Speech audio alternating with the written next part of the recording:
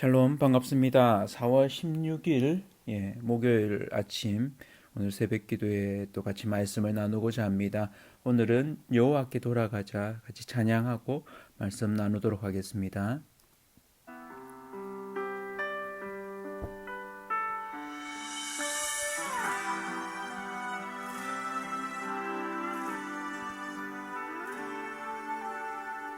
내 백성이 나를 떠나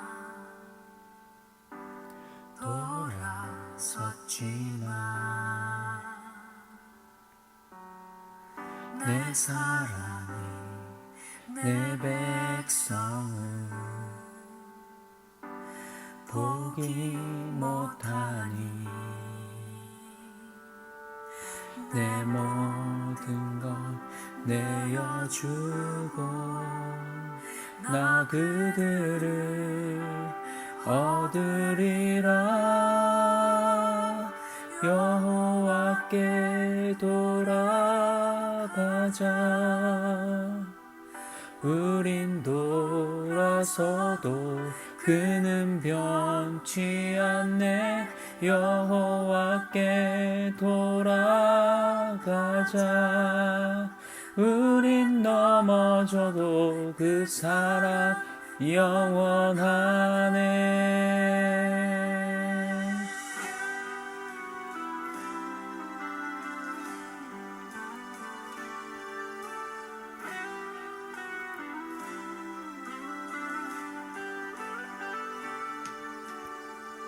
내 백성이 나를 떠나 돌아섰지만 내 사랑이 내 백성을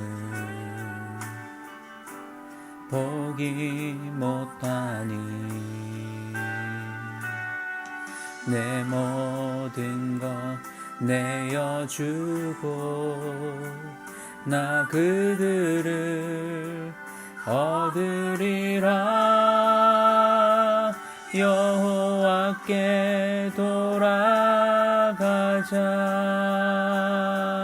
우린 돌아서도 그는 변치 않네.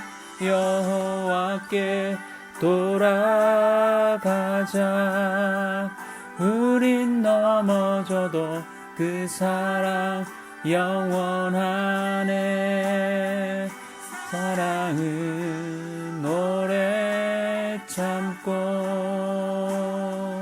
자신을 내어주네. 서로 사랑할 때 세상은 주보네. 사랑은 절대 지지 않네. 사랑은 오래 참고 자신을 내어주네. 서로 사랑할 때 세상은 주보네. 사랑은 절대 지지 않네. 여호와께 돌아가자. 우린 돌아서도 그는 변치 않네. 여호와께 돌아가자. 우린 넘어져도 그 사랑 영원하네. 여호와께 돌아가자.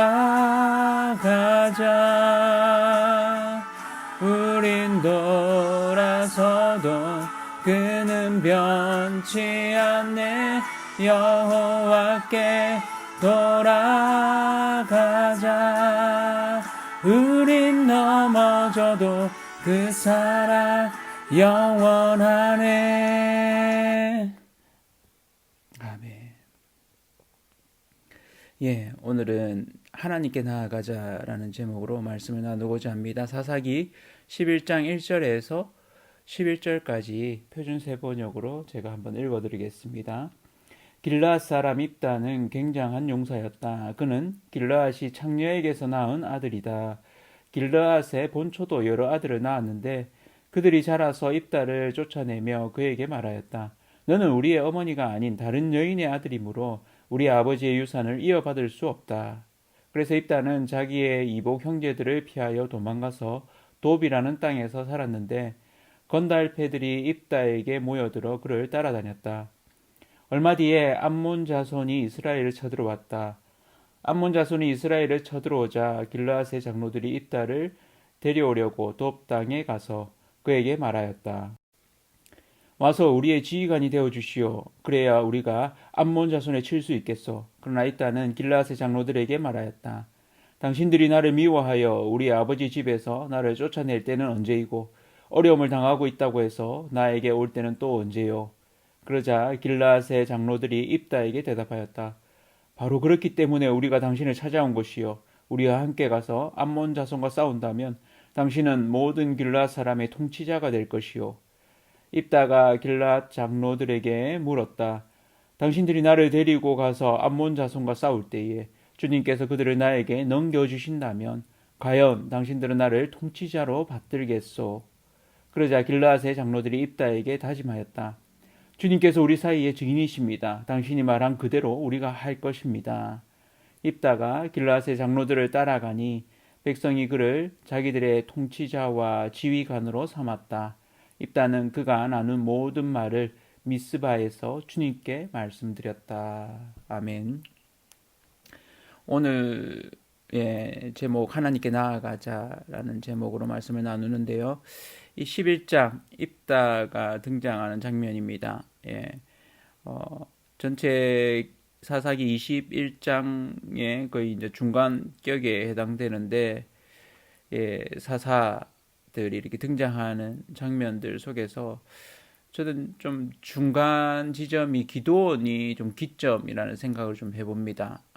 그래서 초반에 나왔던 온니엘 또 에훗, 삼갈, 드보라까지의 이런 등장에 있어서는 백성들이 하나님을 떠나서 또 죄를 짓고 우상을 섬기다가 하나님이 그들을 그 상황 가운데 내버려 둘 때 그들이 고통을 당하고 주변 민족들로부터 압제를 당했을 때 다시 하나님께 부르짖고 하나님께서 사사를 보내셔서 그들에게 평화가 찾아오는 이런 구조가 반복되고 있었습니다.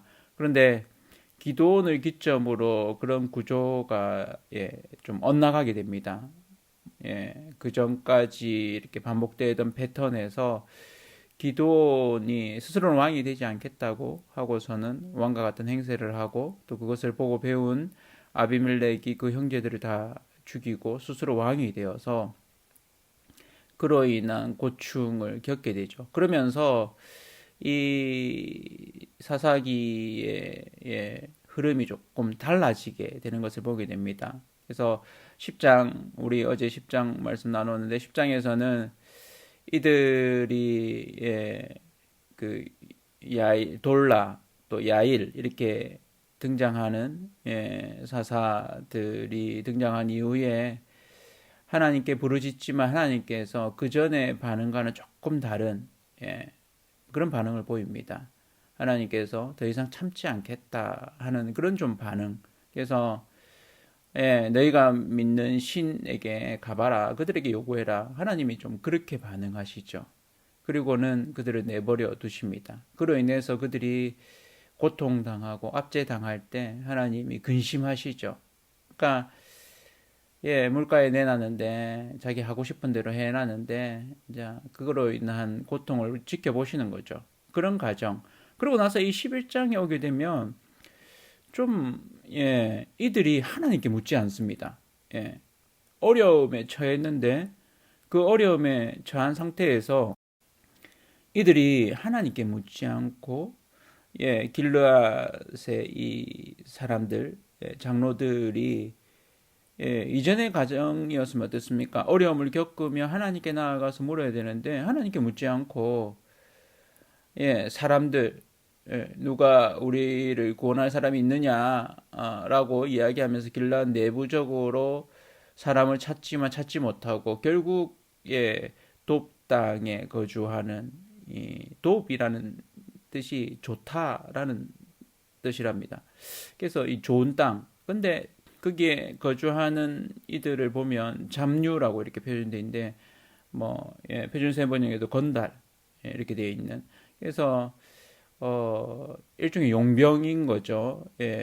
자기의 사익을 취하고 산적과 비슷한 그런 모양새입니다. 그래서 군사적인 어떤 이렇게 그런 부분들은 갖추고 있지만 사사로운 이익을 위해서 이렇게 움직이는 아비멜렉 때도 이렇게 이 건달들을 붙들어 오지 않습니까? 이런 속에 이 입다가 있습니다. 그래서 입다에 대한 첫 소개가 길르앗 사람 입다는 큰 용사라고. 그러니까 사람 됨됨이로는 입다가 참 이렇게 멋이 있습니다.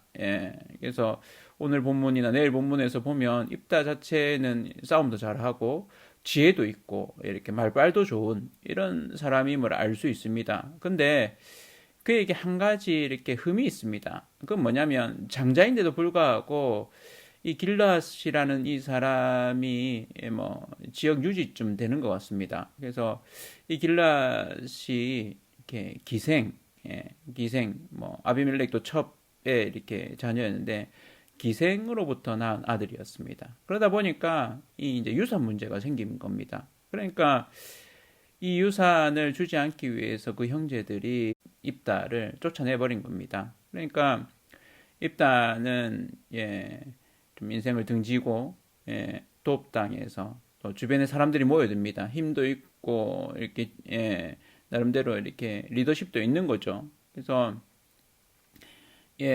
암몬 자손이 이제 쳐들어오는 상황에 이렇게 처했는데 암몬은 아시죠? 모압과 암몬, 롯이 그 소돔과 고모라가 이렇게 멸망한 이후에 그 딸들이 이제는 남자들이 없다 해서 아버지와 술을 먹이고는 그 포도주에 취해서 이렇게 관계를 갖고는 낳은 후손 자녀들이 모압과 암몬이 됩니다. 둘째 딸이 낳은 자손 베남미의 후손이 이 암몬이 되어지죠. 그래서 이 암몬 자손, 하나님이 롯의 후손이었기 때문에 이들을 완전히 없애지는 않았습니다.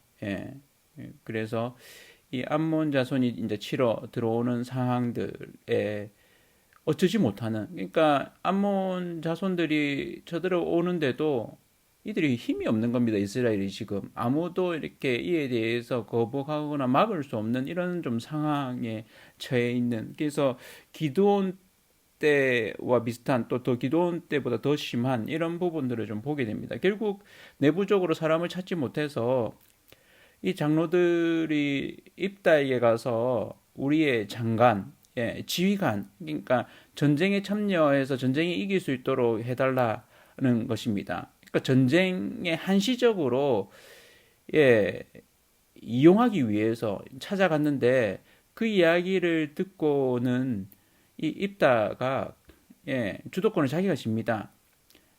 장관, 지휘관은 이 장로들의 명령을 들어야 되거든요. 그런데 머리가 되게 해달라라고 얘기합니다. 머리는 뭡니까? 통치자죠. 1인자가 되는 겁니다. 그러니까 왕의 버금가는 어떤 지도권을 행사하는 거죠. 그러니까 장관이 아니고 머리, 통치자가 되게 해달라라고 이야기를 하죠. 그러니까 주도권이 장로들에게 있는 것에서 이 입다가 이 계산이 참 빠르죠. 내가 지휘권으로 싸움에서 이기고 나면 그냥 이렇게 퇴물이 되는 이런 상황이 아니라 그 이후에도 내가 너희를 통치하는. 그래서 그가 사실은 길르앗 사람들로부터 이렇게 배척되었던 그 이야기를 하면서 자신을 길르앗 사람으로 받아줄 뿐만 아니라 머리가 되게 통치자가 되게 해달라고 이렇게 얘기합니다. 길르앗 장로들이 이 이야기를 듣고는 여호와는 우리 사이의 증인이시다라고 좀 이 말이 얼마나 진실성이 있는가 하는 부분에 있어서는 의구심이 들죠. 이들이 대답은 하나님을 두고 이제 맹세는 합니다. 근데 아쉬운 건 이러기 전에 사실은 이들이 하나님께 물었으면 어땠을까? 예. 하나님이 이 입다를 세워가시는 과정이 아니라 이들이 찾아가서 입다를 세우는 그런 과정으로 이 본문이 진행되어집니다. 그러니까 여태까지 사사를 세우는 과정 속에서 사람이 개입해서 적극적으로 이렇게 사사를 세우는 과정은 이 입다가 처음입니다. 그러니까 늘 하나님께서 사사를 세우셨습니다. 기도원 같은 경우는 아주 대표적인 케이스죠. 그래서 그를 부르시고 또 이렇게 세우시는. 그런데 이 입다에 이르면 하나님이 세우시는 과정보다는 장로들이 찾아와서 이런 과정들을 거칩니다. 그런데 이게 참 놀라운 것은 입다의 사람됨입니다. 그래도 뒤에는 좀 황당한 일도 있긴 하지만 어쨌든 입다가 큰 용사라고 하는 부분들이 그가 이렇게 돌아가서는 길르앗 장로들과 함께 가서는 미스바에서 하나님께 아뢰입니다. 이 하나님께 아뢰는 게 참 중요한 것 같습니다. 우리가 어떤 결정을 하거나 또 어떤 중요한 사안을 이 공식적인 사람, 뭐 집에서는 부모님이겠죠. 이야기를 하고 나면 또 혹은 어떤 리더십을 가진 사람한테 이야기를 하고 나면 그거는 뭡니까? 그것은 이렇게 인정받는다, 권위를 가진다 하는 부분들, 공식적인 이야기로 되는 부분들이 되는 거죠. 그러니까 이 입다가 하나님께 아뢰는 거, 이 과정을 통해서 저는 하나님이 이 입다를 귀하게 보시고 또 사사로 세워가시는 백성들, 장로들이 세웠지만 하나님이 좀 인정하시게 되는 그런 과정이지 않나. 우리의 삶 가운데서 입다처럼 어쩌면 하나님이 주신 재능, 은사도 가지고 있지만 태생적인 어떤 한계, 부족함 이런 부분들이 있어서 기생의 자식이라는 뭐 이런 부분들 때문에 사실은 제대로 이렇게 자신의 그 가지고 있는 은사나 능력을 드러내지 못하다가 오히려 또 기회가 주어졌을 때 그것을 드러내는 그런 과정들 속에서 하나님께 나아가는 게 얼마나 중요한가 하는 부분들을 좀 보게 됩니다. 그래서 이스라엘 백성이 하나님께 먼저 나아갔더라면 얼마나 좋았을까 이런 생각을 해보게 됩니다. 저와 성도님들도 매일매일 하나님 앞에 나아가는 그럴 때 하나님이 우리 삶을 귀하게 보시고 우리의 부족함과 때로는 세상적인 부분에 있어서 진실과 정의가 행해지지 않는 그런 여러 모습 가운데 있을지라도 하나님이 그 상황 가운데 근심하시면서 또 개입하시고 하나님의 섭리를 보이실 줄로 믿습니다. 오늘 하루도 하나님께 나아가는 저와 온 성도님들 되시기를 축복합니다.